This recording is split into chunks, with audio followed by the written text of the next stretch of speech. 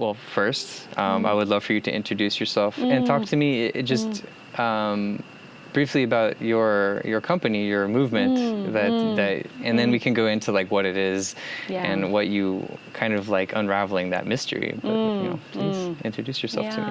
Yeah. So my name is Karine Hamel. Father's name, because that's what we do in Quebec, the classical way. So I started coming here in Osara, actually, in a retreat. Didn't know about the area. I had the suggestion from a friend, a coach, said, you're ready to be into your feminine side. I think you should do a retreat and be into, this phase of your life would be good to be in that place of exploring that side. I've been into legal a lot. And she said, why don't you explore that? And I said, no, I'm too busy to do that. I've got life to get organized with. And and I do a lot of yoga, and now I teach yoga. But it was really for her to extract myself, I think, from my daily life. And who is this friend that pushed you into it? She was actually a client of mine before I did the transition to do what I'm mostly doing right now. She was a client, the last client that I had before I switched to this transition in my field in communication, doing business strategy, the purpose of the brand, and all the communication with the branding, as we say. So elaborating a strategy for a new name and all the tactical way of, at least that comes easy, that, that's so familiar to you to create a thing and then give it a physical shape. Yes, that's right. And I had people working with me. I was creating a collective, like no overhead, easy way. I really liked that year. It was a great year for this client. And then I decided, okay, that's a good year, and I'm ready to do other things, because this client was involving a 3 or 4 partnership with one university, and I met very inspiring people at the table, doing the strategy. It lasted for a few months. It was an engineering school. Okay. And I thought, I really like that, Building the team, building the ideas. The conversation, and also the depth of the conversation and the possibility. It was an open lab that we were working on. And I was doing the branding. I can do that, I've been doing that for 20 years, Yeah. But I felt that I could bring my experience to another, I would say, another size of audience, envergure that we would say in French, impact, it might not be the best word, but to reach a wider audience, I would say. So my experience would serve, when I was with that client, I realized, there's so many beautiful possibilities. Yeah. And now that my children were older, young adult, I thought, okay, so I took classes into sustainability, online. I took, it was with Harvard, but it was a class online, Harvard Business. Sure, nice. Online. So, and then I created, out of that program in sustainability, I created a hub, like a think tank, out of this cohort, that was actually taking the class. So everyone were from around the world. And then, not a long time after, pandemic started to be more evident. Okay. So everybody were online, but I had already started that momentum in my own life, and all the CEO and C-suite were online. And that has been my business model for many, many years, because I was adapting to the family life. Yeah. Okay. Yeah. I was the one in the family. The new family life, the new types of family. Well, the family life of before, actually. I was not divorced at that time. We were a family of 4. So I always had my own firm and, a collective that was flexible with the schedule. You know what I mean? So no overheads.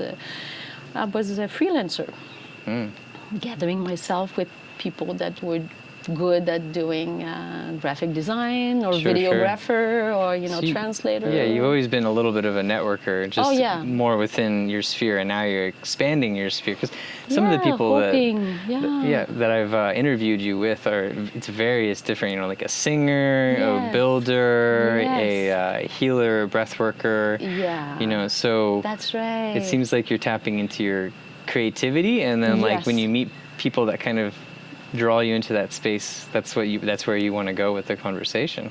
Yes, because I feel, I don't know, if it's not something that can be measured yet anyway, but I mean, I feel it's as if I can bring their voice with my voice, we can reach, I'm offering like the network that I have, or we're going to reach a different audience that the two of us separately wouldn't reach. So, and I just love doing it. I don't really question. So I'm like, it's something that I feel like, I would like to hear more about it and share it. Right. And it was so powerful for me to learn these new dimensions. So the past 2 years, I've been doing different kind of retreat with beautiful speakers. And it really allowed me to discover dimension that I believe some other people in the network that I used to deal with more before, like business-wise. Sure.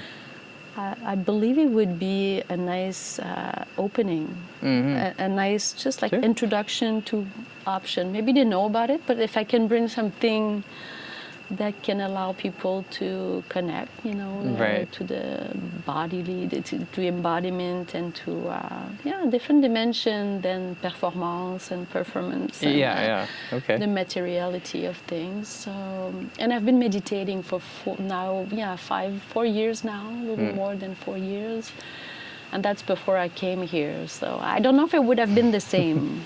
Probably not. I don't think so. I mean, this place ends up being sort of like not a final destination, but like a middle destination for people that like a gateway to like they have a retreat, or maybe they have some sort of experience in their life that happens either where they are, or maybe they come here and experience it, and then they decide that they want to I call it like the shaman effect, like they find something in themselves that they want to work on, and then the best way that it seems to work on this is to share it with others, and to bring people more into like what you do, and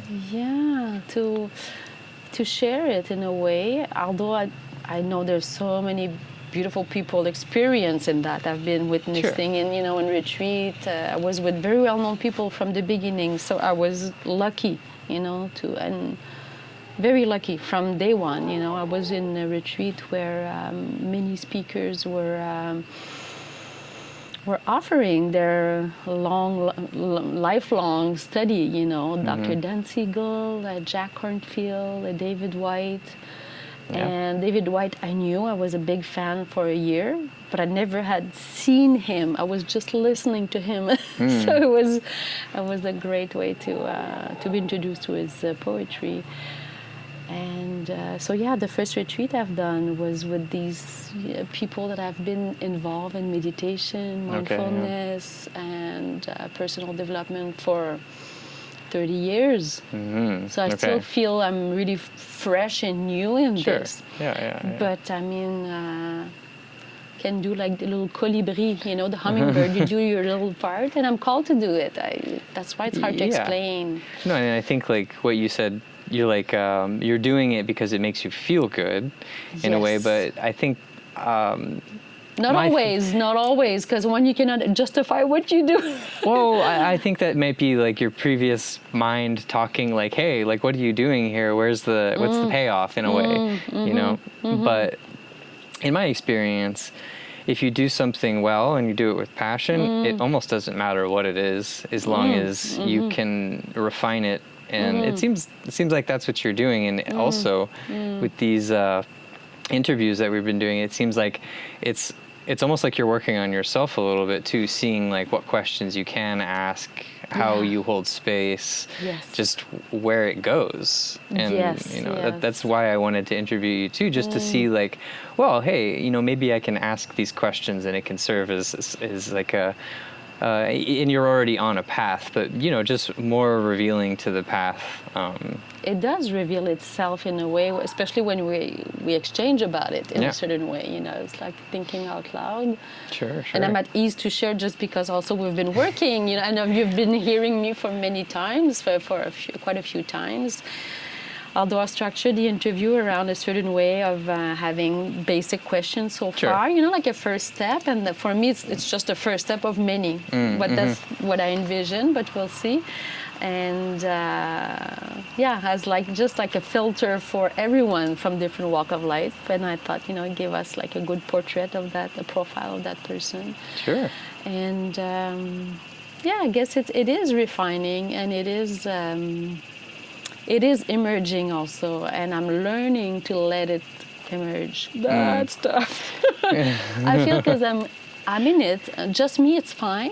Yeah. Most of the time, but I feel I'm carrying also. Not that it's a burden, but I mean you're taking on a responsibility in a way. That's right. Yeah. Yeah, and that seems like a choice. It seems like it is.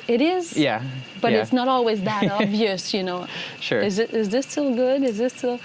Yeah, because I'm tested constantly, like everybody, Yeah, but I think you have a certain way about you, to where even though you don't have a well-defined vision of what you want to do yet, you're following it, and you're doing it with like a tenacity that I don't think a lot of people have. I don't think they would put so much energy into something that they didn't know was going somewhere necessarily. That's true. We need guarantee in a way. Yeah, a guarantee. Yeah, a kind of a reassurance. Yeah. I know. And the reason why, like, once again, I wanted to interview is I see you're kind of like swimming to an island, and I'm like, yeah, she's gonna get there.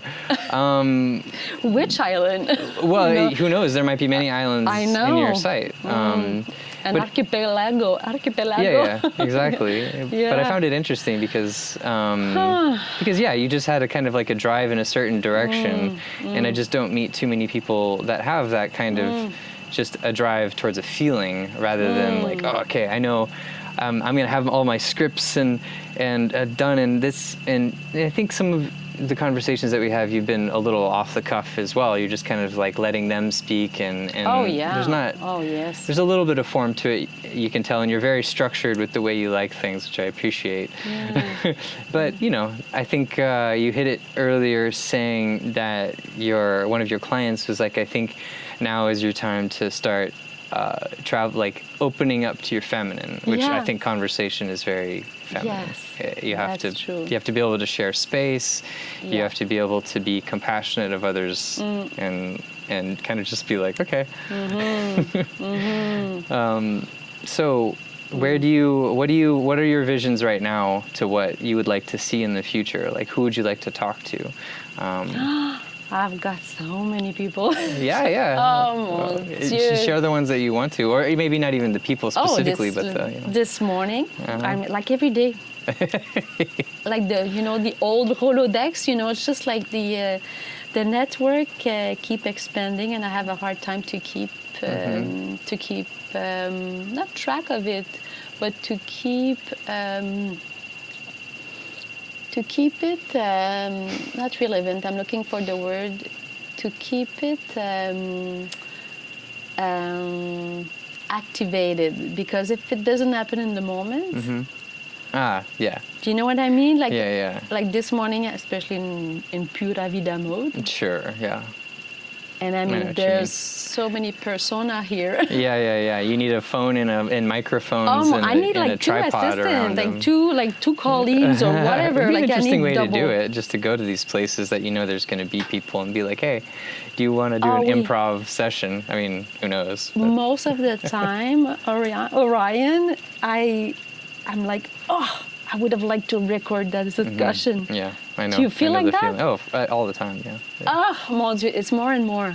Yeah, that's why I do these. I mean, I have no direction, no purpose, other than just to talk to people about Yeah. I mean, it's really hard, I think, for people to really express themselves. And if you give them the space, they might. Sometimes they don't. Sometimes they're still kind of like reading off that safe monologue inside. But every now and then you get people who just say some really deep, impactful things, or like why they're here, and who knows who's listening, and maybe that resonates with them, and maybe something happens, and that's kind of like. And do they know why they're here? The lucky them? Most people that I ask, it always revolves around the nature. It always revolves around nature and community. For me, that's it. Like, that's included. That's already integrated. That's like to be barefoot all the time. This is part of the pleasure. It's really hedonist here. Yeah. You're so connected 100%. with your bodily experience. It's like the quad. It's demanding. I love it. I grew up with quad. This is like souvenir. Even my sister, she's 4 years younger than me, and she could hear a sound. Like, I sent her a video, and she said, "Oh, just a sound. It's souvenir, you know, from our childhood." So we're both in town now. So cool. But your sister's here now. no, but I mean, okay, back home, okay. like, she lives in town. I live a okay. bit out of town, but have no quad. And I'm thinking one day I'll have a quad. But so just only that, and yes, the nature. And I live around nature also at home. Sure. And but for me, it's not even it's not even part of mentioning it, because if there wouldn't be nature, I wouldn't be here. But it is, though. It's the. Oh, yeah. I mean, of It's course. for me. It's not even like it's. I'm not assuming it, but that's why I choose to do a gathering here, because I thought nature is so generous. You don't need to organize that much. Like, just nature takes care of it. Yeah. Sounds, colors. I mean, this is big entertainment. Yeah, and I mean, it definitely activates a lot of senses, and you know, just even the shape of things, I think, is if everything is square and has those left and right angles, your brain kind of gets disconnected from like a feeling of comfort. I think Connection, comfort. Yeah. This is where art, you know, like art is a necessary in like a city, because of course we need soft things. But here, the reason I think why the arts is not so big is, of course, you do have art everywhere around you. People practice it here. That's what I'm so surprised. Like, the community is so active. Yeah. I think they really, what I observe is they create time and space to do the thing instead of talking about theory. Right. Well, I find that we are embodying good theory here. You know? It is true. Those things are easy to lock down. The one thing that people do theorize here, the thing that can be the ethereal thing, is disconnecting from the feeling of healing. And I guess I'll elaborate a little bit more. Because I was thinking about your mother, actually, just we were talking about before. Yeah, because people are integrating it here. But then, like, to know when to stop healing and integrate that. So, like, what I mean just is continue going. Yeah, you can continue. Like, I'll go. The ayahuasqueros, for instance. The ayahuasqueros. Oh, like, yes. There's it seems like it can happen where these people take ayahuasca and they just love the feeling of being in that state, that state so much that they don't want to leave it. But on the other side of that state is where the true healing is. And I say to people, you know, like, make sure you heal in nature and you do all this, but also, like, come back and ground. And if you leave, then you do notice this more. But if you don't leave, I've known people to just get kind of swallowed by this place, or they float away in this place, and they get lost in a kind of consistent process. Yes, I see what you mean, because they keep the process, like indulgence in a way. Yeah. That's a word that was carried for me when I heard about it in the Tibetan Buddhism retreat. I'm like, am I indulging when I meditate? I feel guilty. This is the Catholic in me. I'm like, am I doing like something not right? Because I had been meditating at that time. This was last March, so maybe I had meditated for 3.5 years, and like really I have my practice. And this retreat was about yoga dreaming. Yoga dreaming. Yes, so this Okay. is all about, it's really like from a lineage, a Tibetan Buddhism practice of Okay. all the dream, the layers of the dream, and how you can be active in your dream consciously and prepare for it. And we were learning how to, it's not the interpretation of the dream, is to be learning many aspects. As you can imagine, Tibetan, they had years of work on Sure. in that. And also a lot of people, the participant were, the speaker too was very knowledgeable. But the participant, they were so deep into the topic. They included the bardo, which is the death part of, of the Tibetan philosophy and approach, and also the how you say that, like the devotional practice that they have. You know. Sure. Yeah. Quite interesting. Quite interesting. So I was saying that about dreaming because what I was going to say that we learned in dreaming in this practice. Anyway, I lost what was your question. Yeah, it was quite interesting this week. So But I'm trying to remember, what did you ask me about? maybe it'll come back. It'll come back, yeah. But I wanted to do a link with this. Oh, yeah. Oh yeah. Okay, I'm back to what you were saying. People after they experience something deep with any medicinal plant or ayahuasca. I didn't never heard the expression of the people that do it. Ayahuasca. It might be slang. It could be. I never heard about that. Yeah, and they say in Buddhism practice, probably you know about it. They call it. It's either heaven and earth, you know, heaven and earth, and it's as if you're staying always on the heavens mode or state, you know. Yeah. And it's the middle way, of course, that we hear about often. But it could be nice to be into heaven's Of course, state of mind, you know. It can take you away. It can take you away. And I think that's why partially why one of the reasons why the monks would come down from the monasteries and connect with, they would ask for homage, ask for meals from people. Yeah. And this, in a way, I think it's two things. It's the way for people to give back for the prayers of the monks, and also a way for the monks to connect with people, because they would just lose themselves in their monastery, never knowing what's happening in the real world. And to some degree, and I've talked to monks that stay there and they come back into the real world, I think a lot of them are like, I would rather be there, but this is the real world. So my purpose and what I'm supposed, or if I want to help with this world, I have to come out of the clouds and down to the market. I believe those clouds probably, or their state of mind, serve a purpose when you can actually bring it back to serve the community, and because it allows like so many things, like we know by the science now, you know, how the mind can actually grow and transform.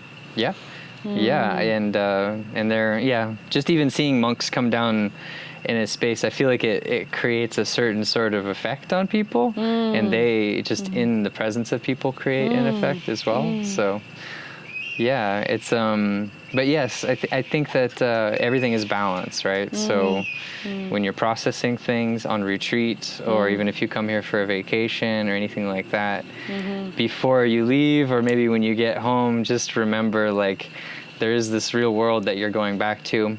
But to keep, I don't know, to keep this place in your mind or in your heart or whatever you learn, to bring it back with you and share that with the real world, I guess, and the people that are in it. Yeah, it was actually the first thing I said to Dr. Dan Siegel. I remember we were walking up the stairs at Blue Spirit, and we were just out of having met, actually, and I was telling him, these are all beautiful teaching. But we are talking to people that are already converted. Like, it would be nice to. He said, I know. Crossing the It was aisle. really what I had in mind. What about when we go back? We're so privileged to be here. What about what will be the discussion in the kitchen, or So I was new to this also, so I was wondering, how can we make sure we keep it? Yeah.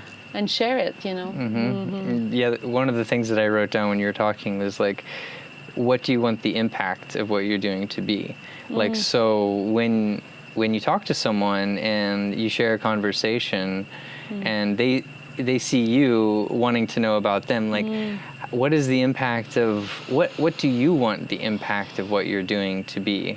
Like, not even, it doesn't have to be far down the road, but... No. Yeah. I think it's witnessing, to see I see you, to say I see you. Yeah, it's a way for thing. me. I think so. It is for me. Sure. Yeah. Just like to feel the person. The person is offering that, you know, the time, the generosity to open up, or you know, to offer what they're ready to offer in a way to share. You know. Yeah. Because if I witness the other, also it allows people to be in a way. Sure. And I really like that aspect, you know, of connecting and to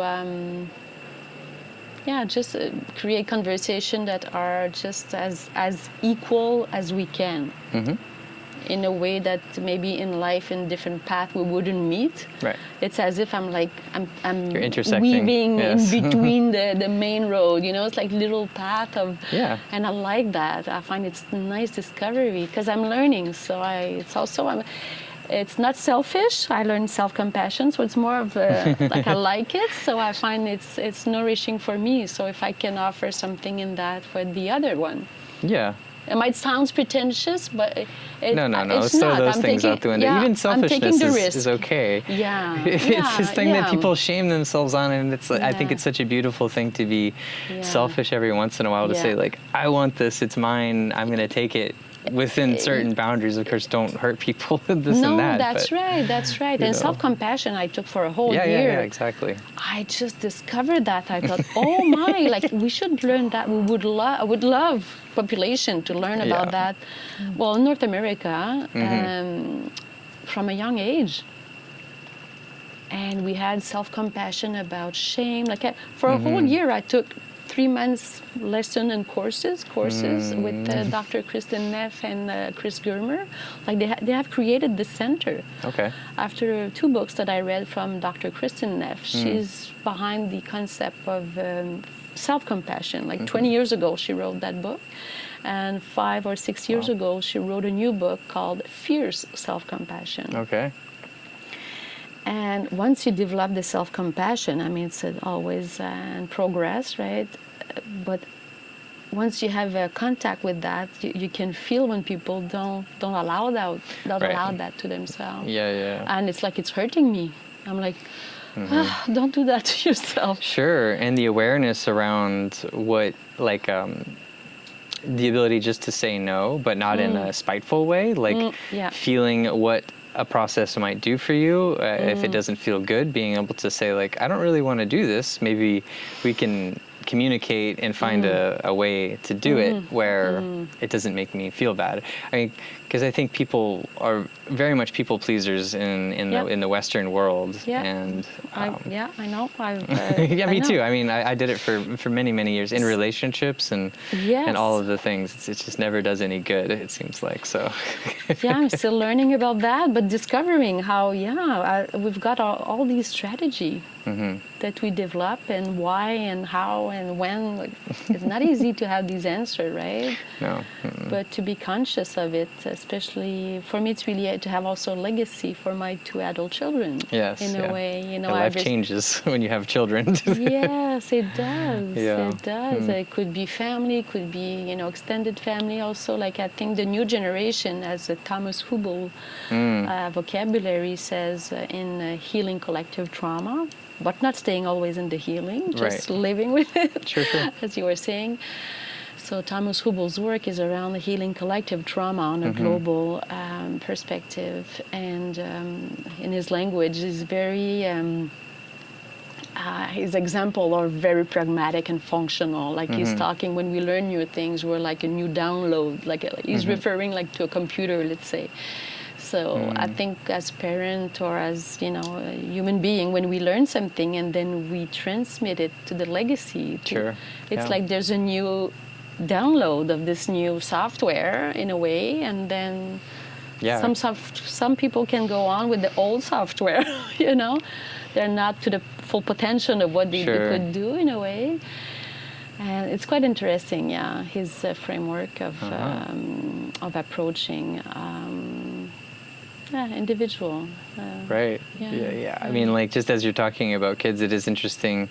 One thing that came to me recently, because I don't have kids, was thinking like, it might sound like a very mundane thought, but like, what's the point to life when you aren't passing anything on? And it kind of hit me in a way where I was like, I think I'm pretty, I have good morals and I have good ethics outside of, I don't practice any religion or anything like that. But I've been thinking a lot lately about like, why do people need a religion to be good people? And for a lot of people, I think they do, only because they've never really established ethical boundaries and morals themselves, or maybe they weren't taught it as a kid, or maybe they're rebelling against something that was shoved down their throats. Exactly.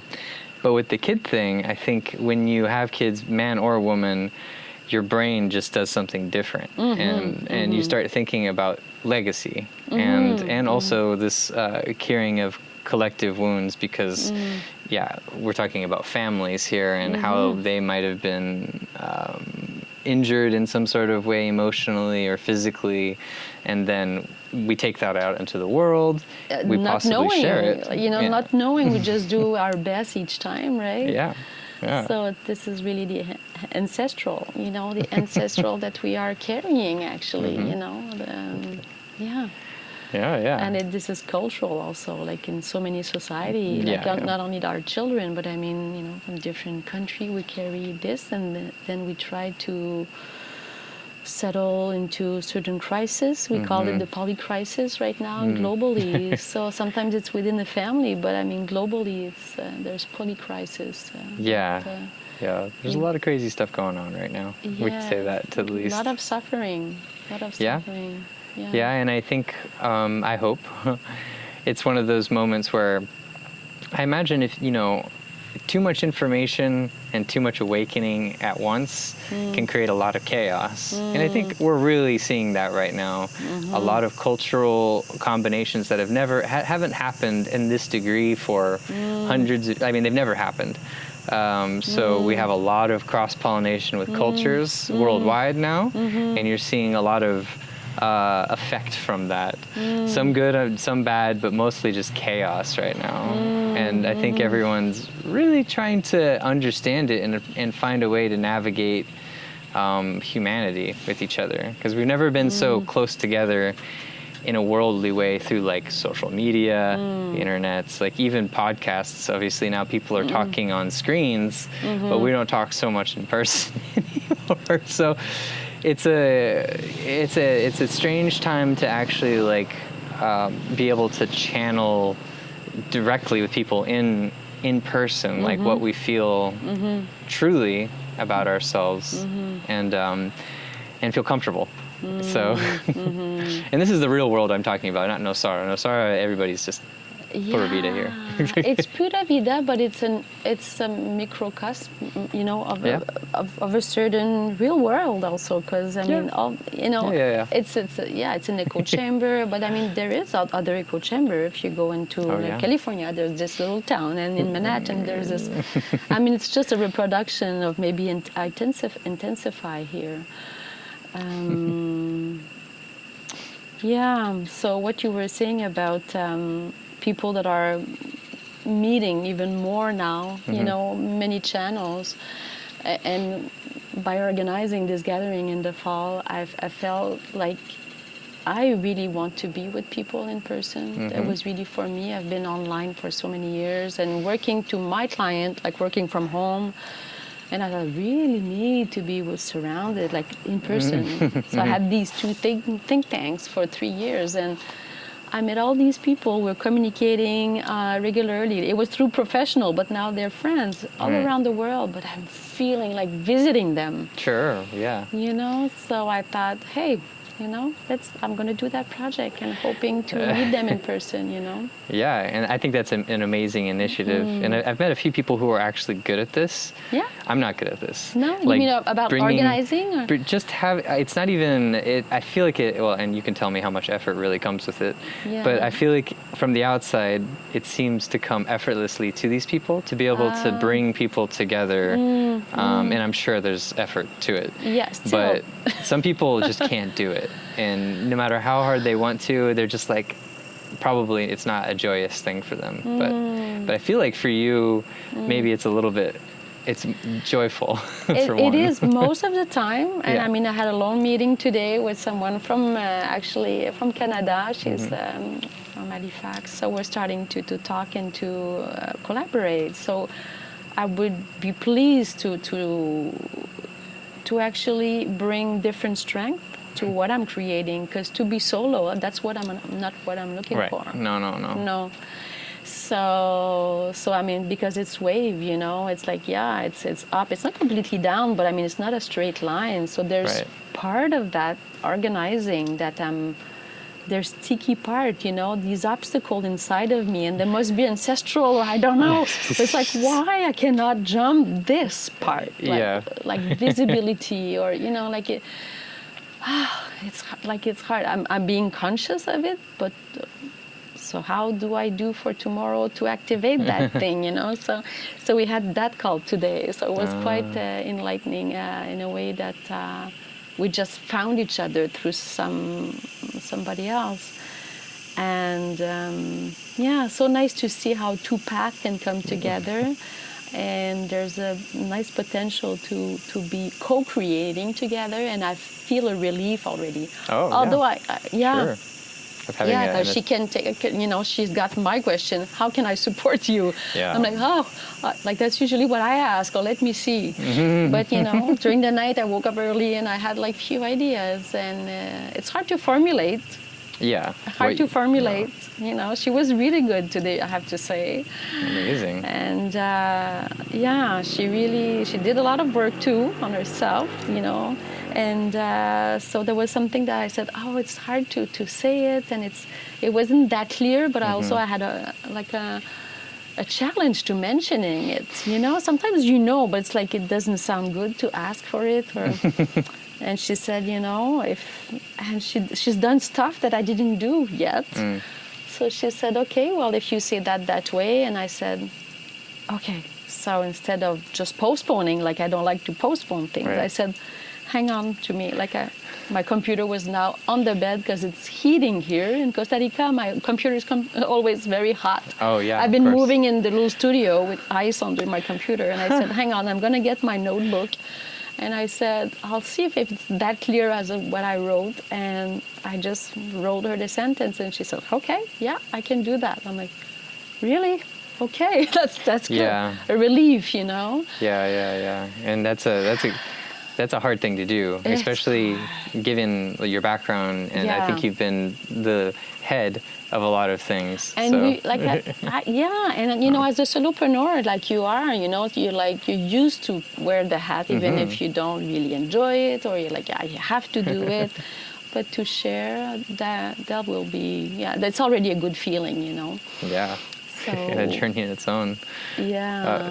So do you feel like in the future, with all of these networks that you're making and all these people that you're connecting, do you feel like you're going to start bringing them all together in like a planned way, or do you think at some point you're going to just try and like connect them in some sort of organic way in person, like bringing together in a retreat, like the way you started?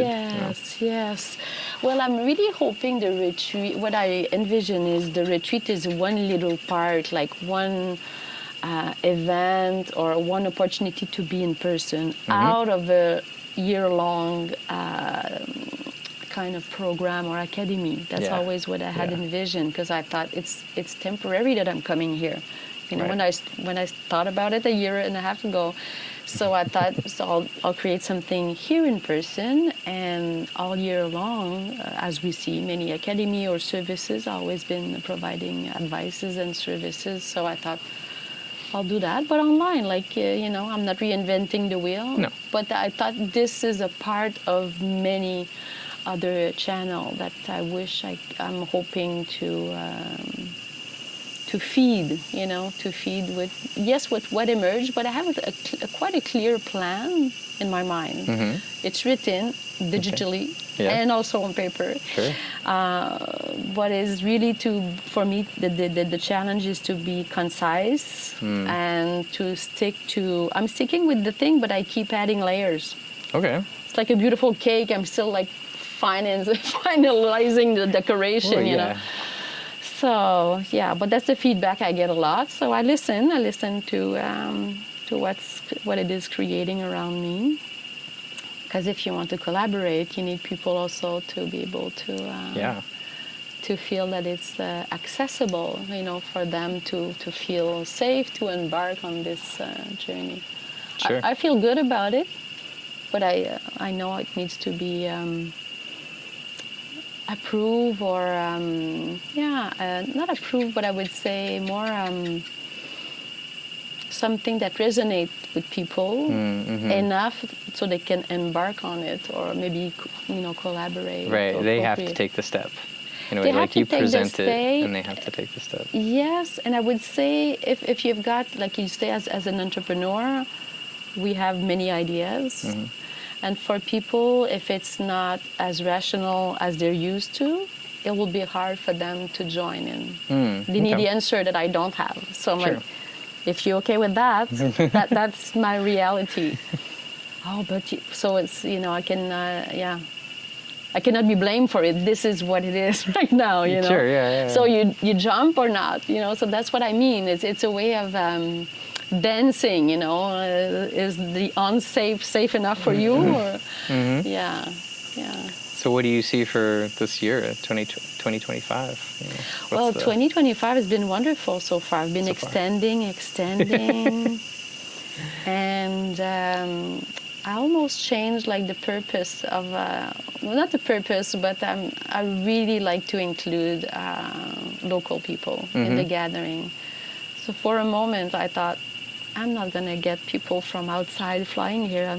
I would love to get something for the locals, right? Okay. But financially, it's a different reality. So maybe later on, with donors or sponsorship, I cannot, do that by myself.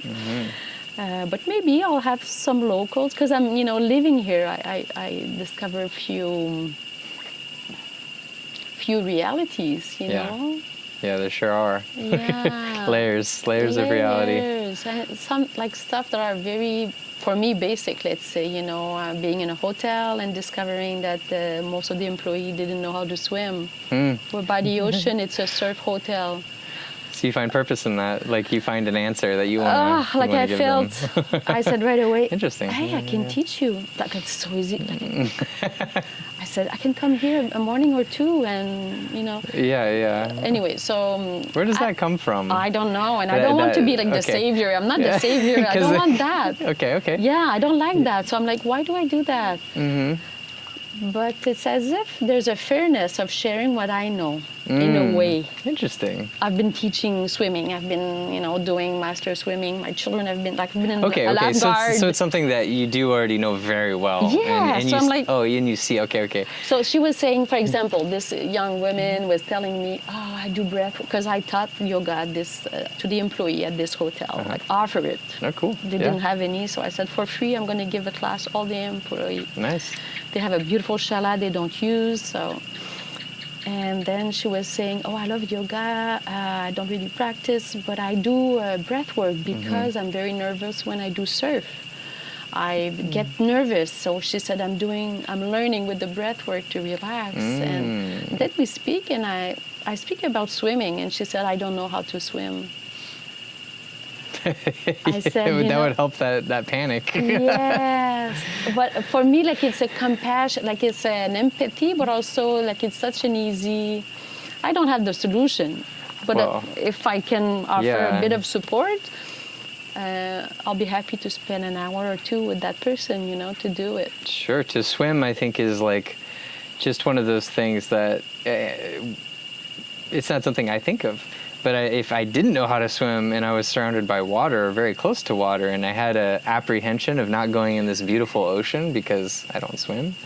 Surfing, like she was trying to surf, so she was learning breath work to calm her down. Like, so this is just buzzword. learn to swim. I'm like, yes, it's trendy, yoga, breath work, but just like back to basic swimming. And I'm not like I don't want to be superior at all. I'm like, it's easy for me. Sure. Can I be there? If not, it's fine. But anyway, I don't know where it's from. I'm still wondering. And I'm careful with that. I don't want to be saying, like, I know what you need. Not at all. You don't want to impose something on them. Or think that I can help. Maybe they don't need help. Maybe they don't need it or want it. But I think, like, the way maybe you go about it is probably, like, you see something and then you provide a space for them, once again, to step forward. And if they don't, then that's fine. But a bit like children. Yeah.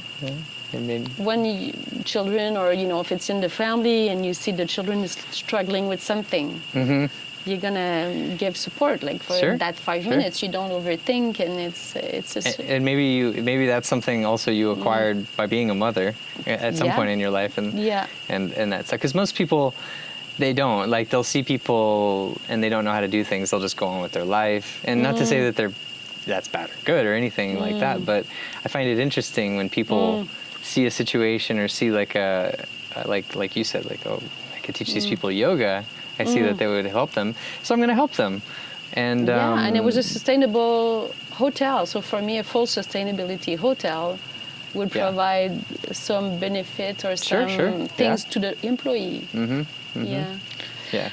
So Well, I mean, I think you have a wonderful way about you, in the sense that you do really want to share what you've learned in life, or give opportunities to people using the knowledge that you've learned in life in a way that is an open doorway. This is a good way to say it. I think I was born in abundance. Sure, and you know that, so it's like that's attention it's and an amazing love. thing. Yeah.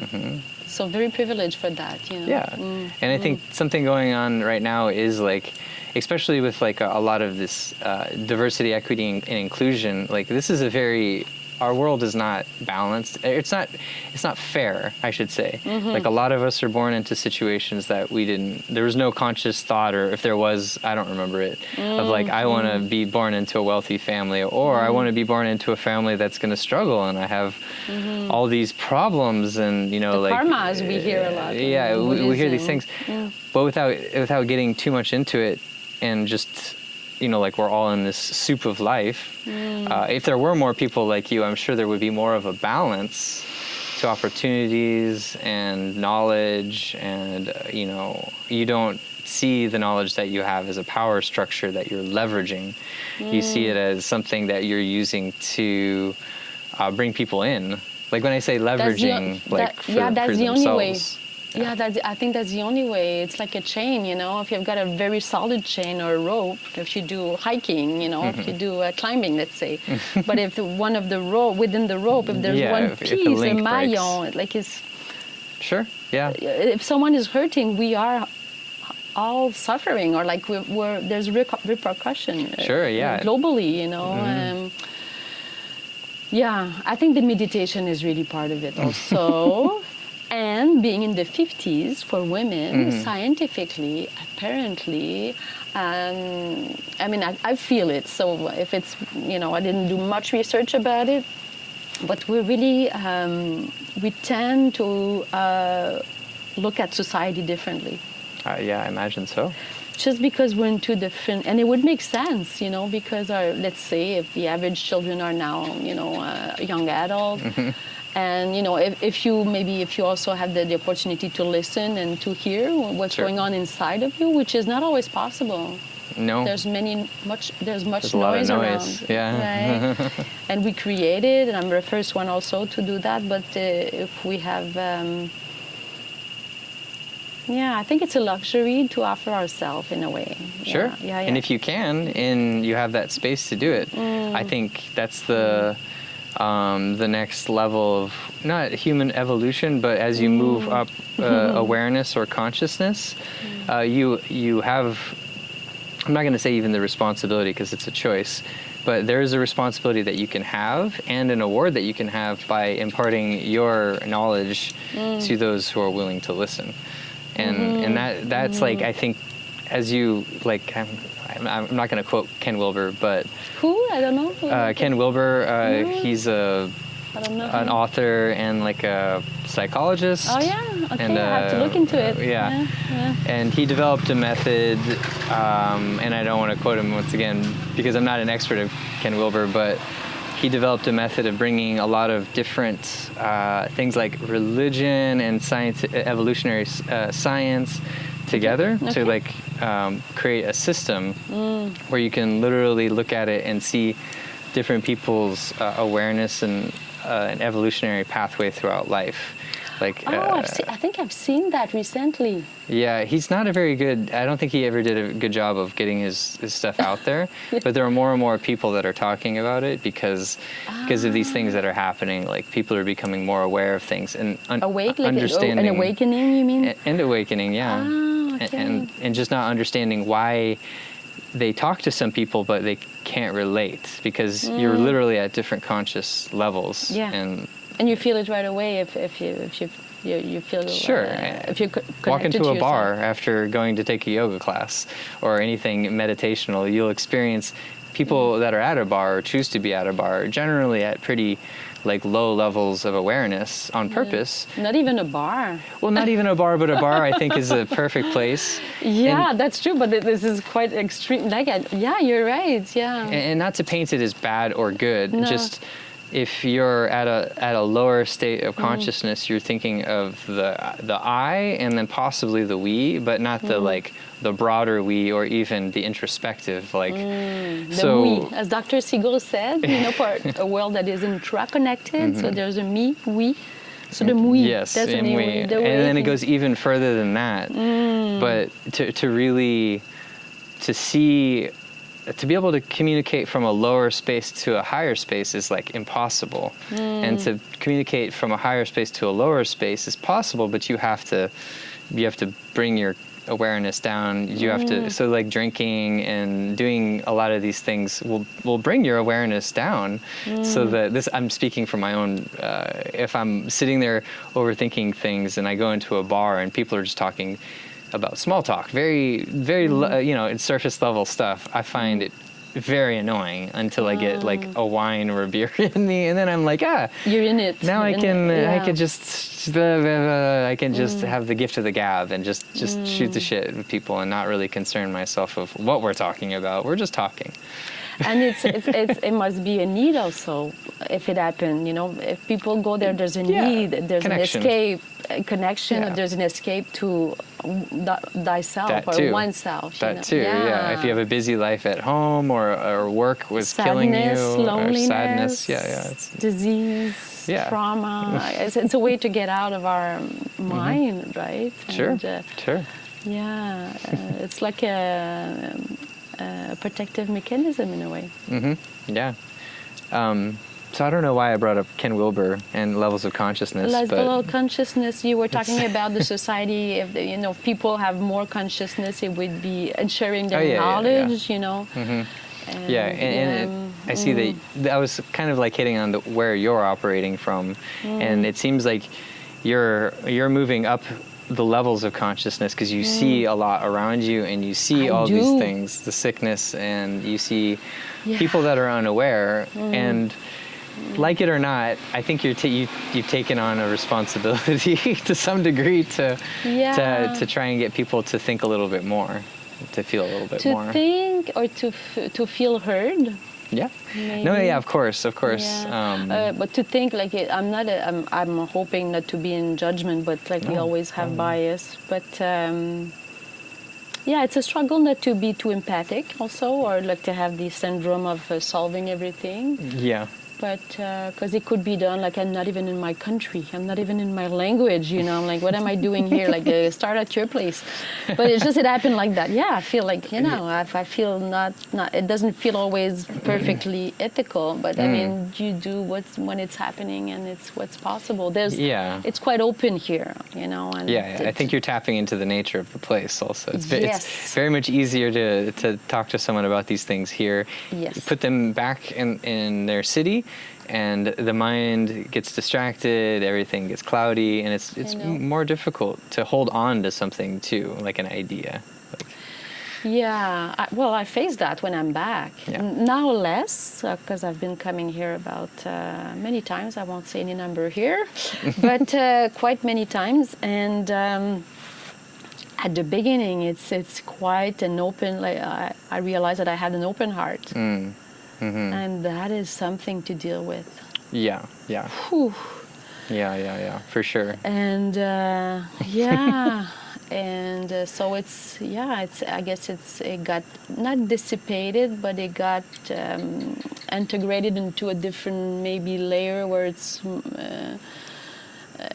of a relevance to use that more as an energy than syncing with the well, you know. if you just stay open all the time, good luck. Hey, all these people unconsciously or consciously are gonna like grip into that, like you're like a sponge, and just like kind of like pull you down or up or whatever. But a buoy, it's like you're the buoy, right? And but it's hard to know if you are if I'm still, I can only speak for myself, am I still in there, or I feel not as, you know, it's not as tough if I come back home.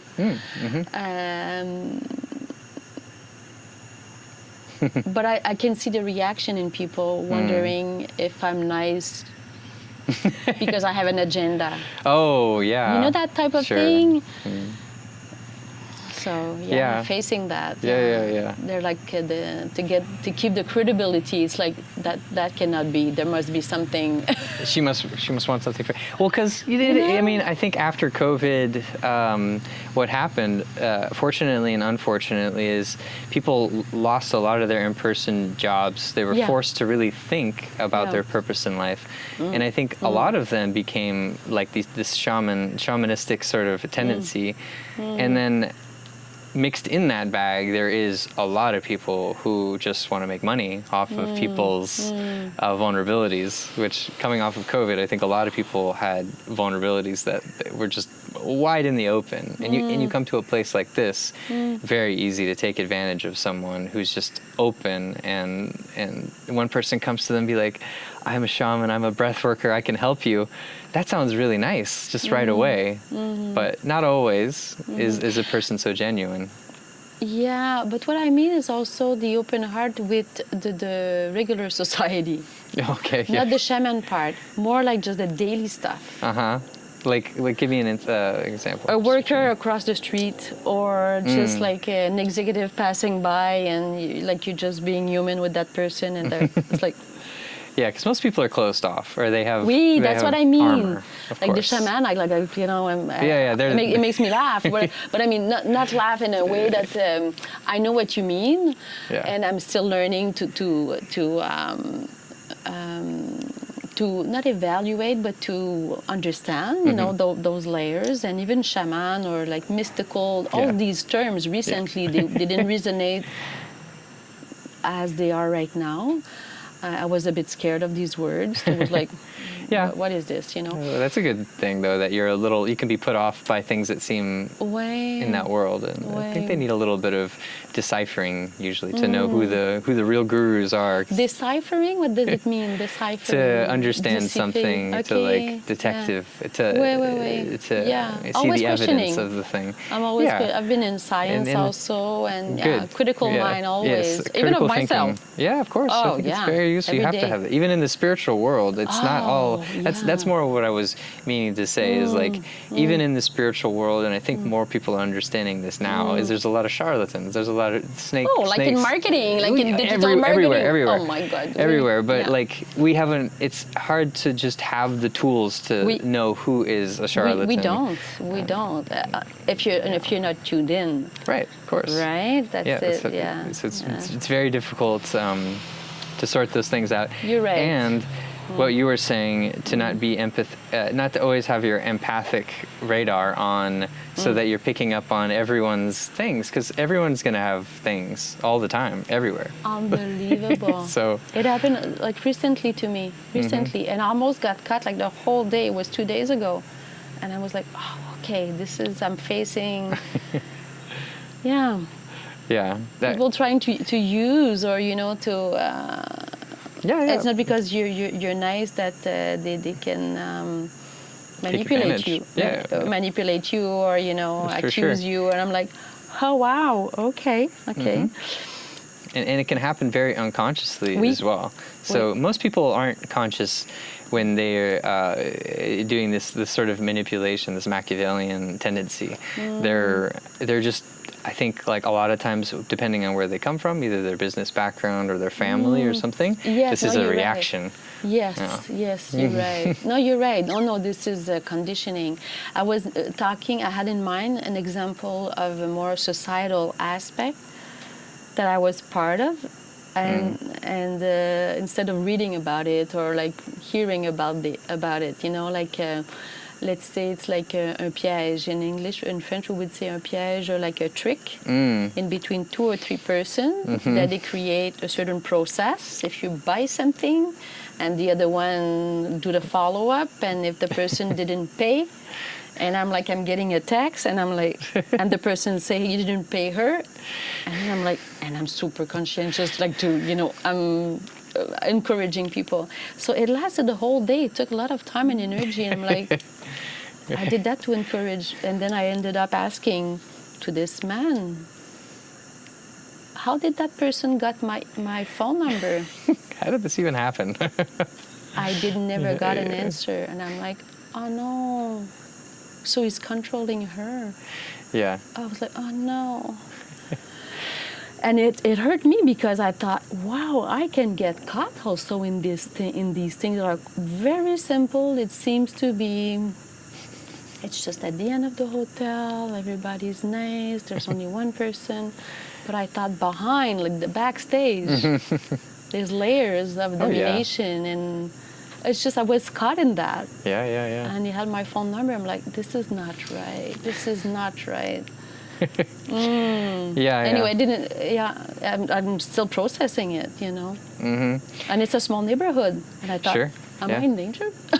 Like as a solo woman, when you travel, there's always something you think, like they know more than me around here, right? Yes, I think always to be a woman. I'm a prey. You have a little bit more conscious awareness than a man in certain areas. I think men are maybe conscious in some things, but most area I would say. We're conscious on just very physical objects and like what can harm us in this way, but we don't, like as a man, we don't. I had totally oblivious, not totally, but I really wanted a woman to explain her experience, like walking home at night, on the beach, even walking down the street. What kind of mental like preparations do you go through when you're passing like 5 guys that are kind of grungy or like in poverty? Like, what's the interaction between these things? And it's very different, obviously, being a woman than a man. And depends how you grew up, I guess. For me, and I'm not in fear, but I know awareness. I know we have to be vigilant. I have a daughter also, and I care for women around me, and we have to. I mean, it's humankind, and and just to be vigilant. I think probably men should be more vigilant in certain things, because it just serves. And I've learned to be vigilant here because it's a third world country, and I like to know like who's around, what's going on. So just even to have a little bit more vigilance no matter where you are, and to bring it full circle to like know who you're surrounding yourself with and energetics to help perpetuate your awareness. Like you don't want to throw yourself, like if you go spend time at a bar because you enjoy it, just know that you're probably surrounding yourself with like people that are going to imprint on you in some sort of way, no matter where you are. And to really just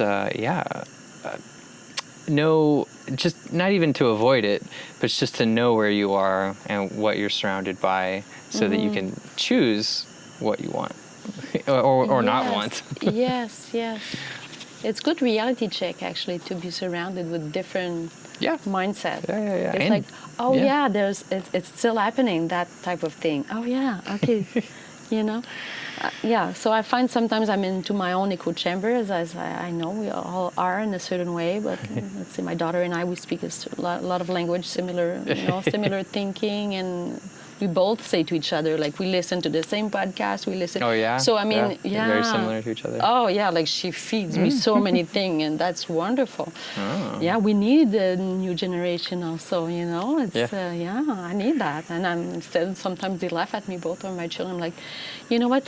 I want to learn. Like, instead of laughing, just teach me. Right. They know about that, but yeah.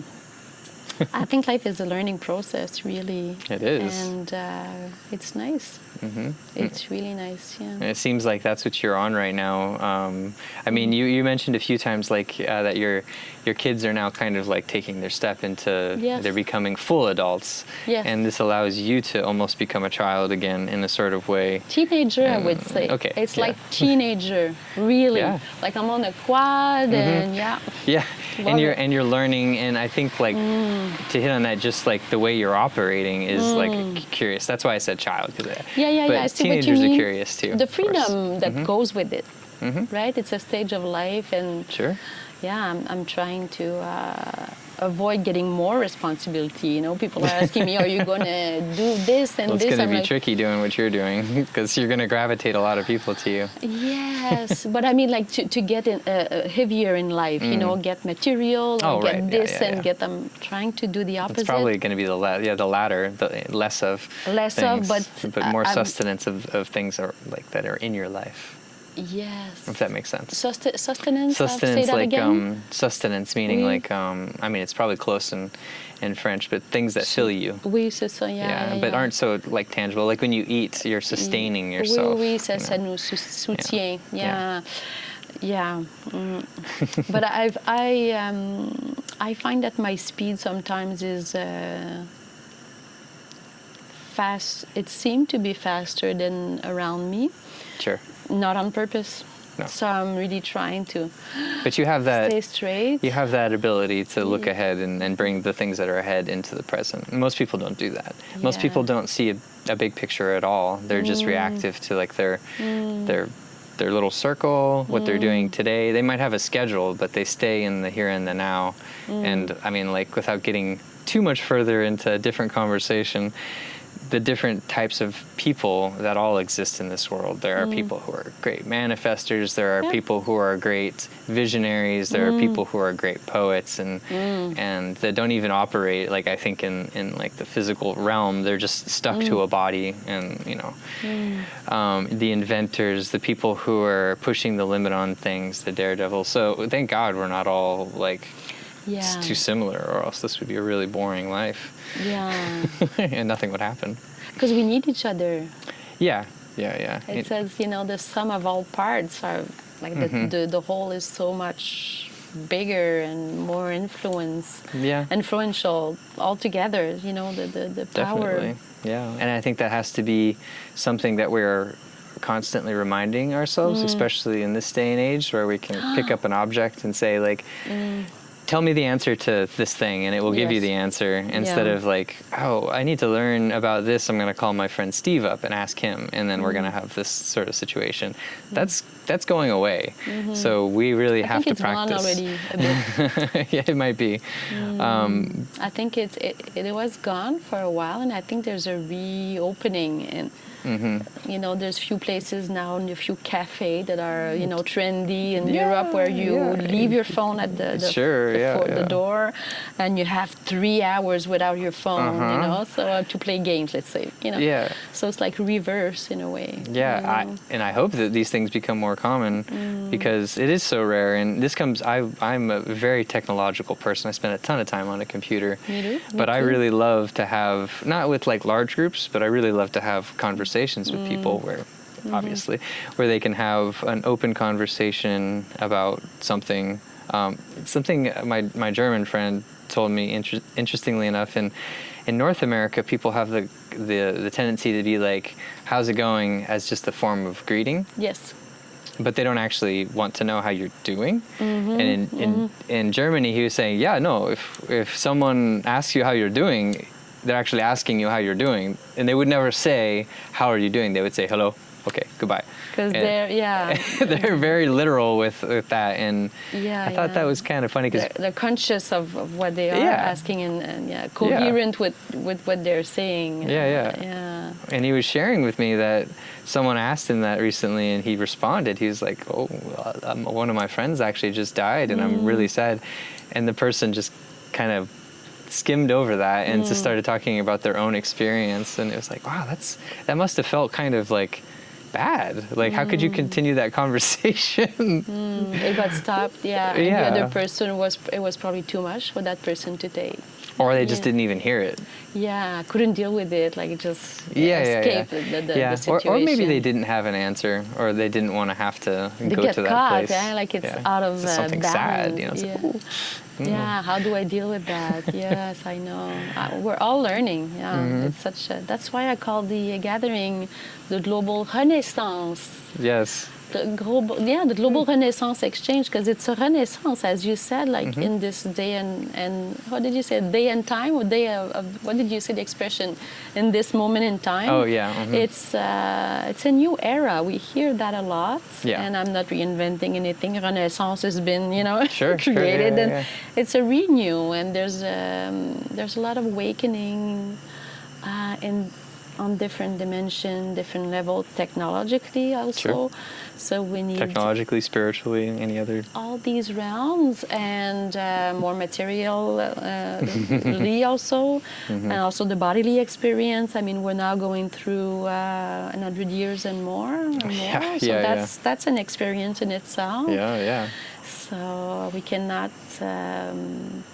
forget about that aspect. No, we can't. So, so that's why global renaissance, and the renaissance, my daughter actually helped me out. She's into art history, so we did the brief together. Okay. And in Renaissance, there was a big tableau called, I think it's School of Athens, and it's all like philosopher,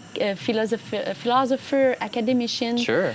I mean, it was not that diverse and inclusive at that time, but still, like, different era, different time, different thinking. It was pretty controversial, but I thought, I like that. Let's put it, a twist to this. And I think that's good. And I'm glad we actually got to the name of your movement, good. the Global Renaissance. Yeah. Because we didn't express it before. And without going too much into this, I think it's a great time for us to. We've also lost our light many hours ago, long ago. But where can we find you? Where can people find more about you and your project? And just. The platform is really called the Global Renaissance Exchange. Okay. So to make it simple, I got the advice to use a shorter name, because Renaissance was apparently hard to write. Yeah. So it's on the website. Maybe you can add the link. Sure, of course. The website, the first thing that we have developed is really the gathering as an event. So we are developing the different channel right now. Yes. So it's www, GRX. Okay. So Global Renaissance Exchange. So grexchange.org. Okay. And that is the first content is really the event, and the plan is really to use all the channel that we know. Right. Hoping and looking at maybe a podcast and amazing. Yeah, using different channel to create content that can. Connect civic conversation, civil conversation, not to find solution or to come to an agreement. Stir the pot. Yeah, and speak to each other. Amazing. So if people want to go and find you on the website, they can connect with you. Yes. They can maybe even have just a meeting with you if they want, or propose ideas to you or just to share who they are? And yeah, that could be like on a webinar. We're going to have a webinar also, like on the, for the gathering. We're planning to have kind of a program all together. Okay. So this is like the kind of the nice thing to have within the program to be in person. So online we'll have a regular meeting, so we can constant connection. And, and get to know each other before we meet. Yeah. So what is actually tangible is really the gathering, but it's a part of a program of learning different training and different way of getting more connected to ourselves. So amazing. From what I've learned, and also including people from the area and people from different hub and different sphere of life. So so it will be a constant content that we'll be sharing.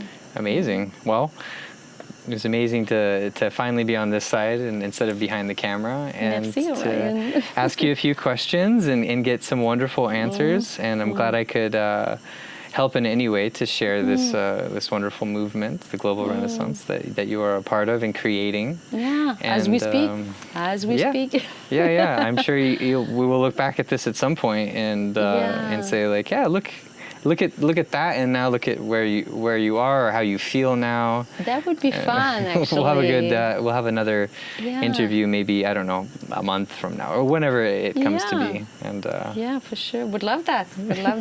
And likewise, we're Yes, going to do the reverse interview. For sure. That's another concept that I have, a reverse retreat, but that's for another topic. Oh, yeah. Leave a little bit of mystery in there. That's talk right. About everything. Yeah, all about mystery. Well, thank you very much. Merci. Thank Merci you. beaucoup. Merci. Gracias. And yeah, cut. Cut. Thank you.